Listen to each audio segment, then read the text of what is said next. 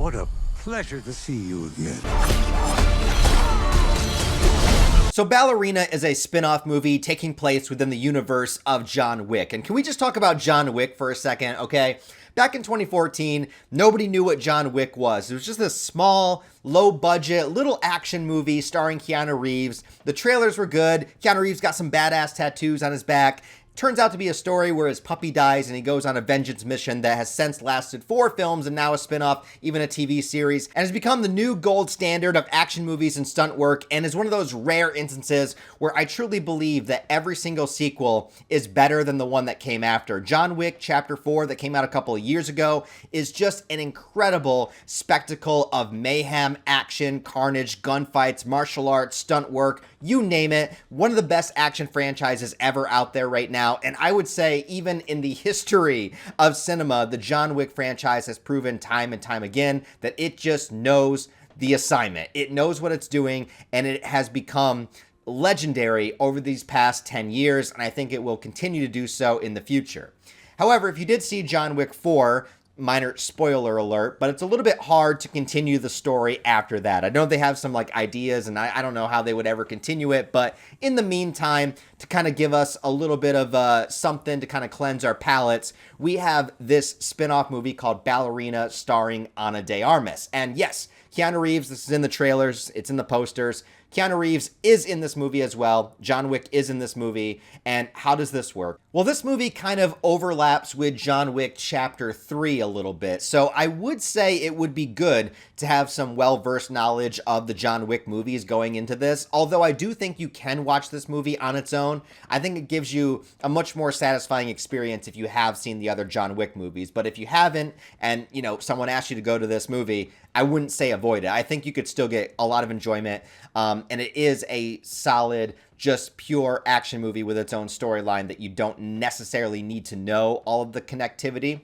But I think one of the reasons why John Wick stood out so much, not just because of the well-choreographed action sequences and stunt work, but also because of the world and the lore that the John Wick movies created.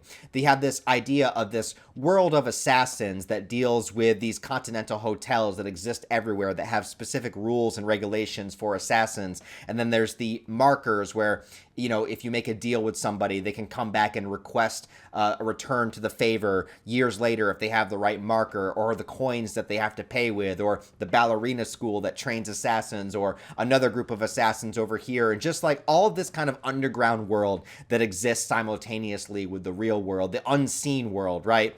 All of that stuff goes on as well. So what you get in the Ballerina also is just a solid action movie that has its own story, does connect to John Wick enough to where if you are a fan of John Wick, you'll appreciate it, but if you don't know it, it won't ruin the entire experience for you, and also gives you more expansive looks at this world and its lore and how these hotels connect to one another, and even groups of other kinds of killers and hitmen that we haven't touched on before in the John Wick world. So it expands, it delivers on what you want to see. It's got that classic John Wick style of action, and it also will, I think, give you everything that you want to see out of a movie like this, understanding that this is a John Wick spin-off movie. I won't lie to you though, when this movie started, like maybe the first 10 to 15 minutes, I was a little hesitant on if I was going to like it. Something about the opening action scene, I think it just, it wasn't as up to par with the future action scenes in the movie, so I was a little bit nervous about what they were doing, but as it started to develop and as it started to unfold, and once we got into those major set pieces,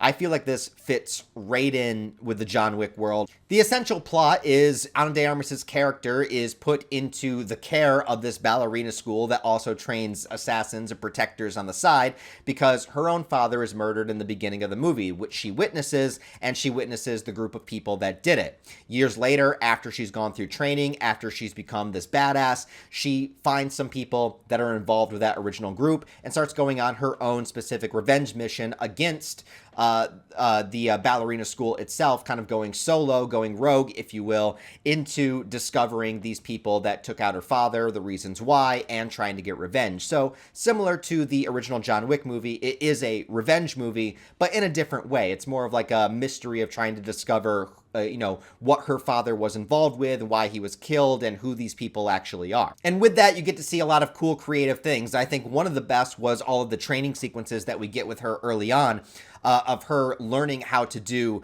the jiu-jitsu, learning how to do the gunfighting, learning how to protect someone, and actually seeing her failing a lot.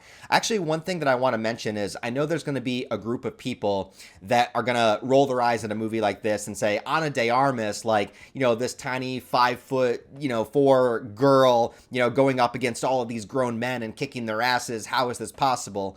I would say, well, one, it's a movie and suspension of disbelief, but two, this is actually touched on in the film quite a bit, and it is shown through her training, which she fails at a lot in the beginning of the movie and the fight sequences later on, that because of the size and strength and weight differences that she has with a lot of people that she's fighting, she has to use other methods to her advantage. She has to find workarounds. She has to, fight dirty, and she has to use her environment a lot more to be able to do all of these fights and action sequences. So what you actually see happening here is her going up against a lot of people that are bigger and stronger than her, and her having to use her quick wits and resources of the environments around her to find different murder implements to kill people with. And similar to John Wick, where you see, John Wick can kill somebody with a pencil or with a book or whatever, there are plenty of times in this movie where Ana de Armas' character, Eve is her name, is using elements in the surrounding areas to take out her opponents that they wouldn't necessarily think of. And part of the reason why she's so adept at doing this is because she's forced to think on her feet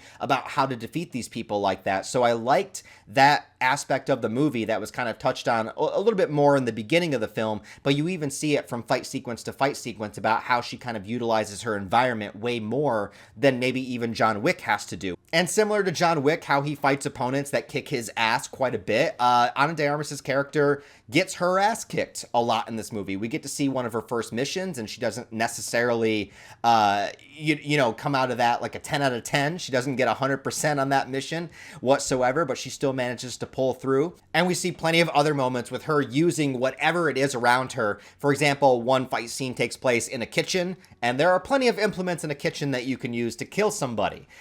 So all of that is great, and I think the fight sequences are choreographed just as you would expect in a John Wick movie. I would not put this up to par with, I think, John Wick Chapter 4 or something like that, but I do think that this fits in very well to the John Wick universe, and if you're going in for an action movie and that John Wick style of action, this movie gives it to you, as many times as it possibly can. There are a lot of instances in the movie where I'm not expecting an action sequence to start, and then all of a sudden a door gets kicked down and someone comes in shooting. That happens like 3 times in this movie, where like an action scene is over and Eve goes to do something or goes to talk to somebody else. She goes into a store. I don't know what it is. And you think that we're just going to have the next scene. And then all of a sudden somebody comes in with a gun and just starts firing off. And then she's in another action sequences that comes out of nowhere. And with her using her environment, I think this movie took advantage of what things have we not seen used very much in the John Wick movies so far. For example, there is an entire fight sequence in this movie where she only uses grenades.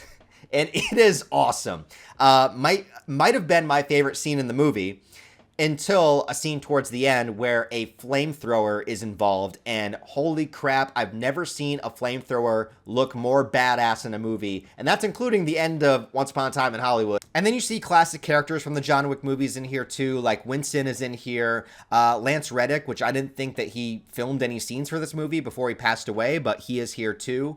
You get to see new characters. Norman Reedus shows up as a character very briefly, but he's in here. And then, of course, we have John Wick himself. And as far as John Wick's involvement in this movie, I feel like that's more spoiler territory. I don't think it's a spoiler to say he's in the movie since he's in the trailer, but I don't really want to tell you what he does. But I will say that this movie is not dependent on John Wick whatsoever. It very much is Ana de Armas' movie. Now, if there's anything I didn't like about it, I'd say it's probably the first 10 to 15 minutes. I think the movie does take a little bit to get going. It obviously has to give us the backstory of this character, but I thought the opening action sequence was, very subpar compared to the rest of the action sequences in this movie.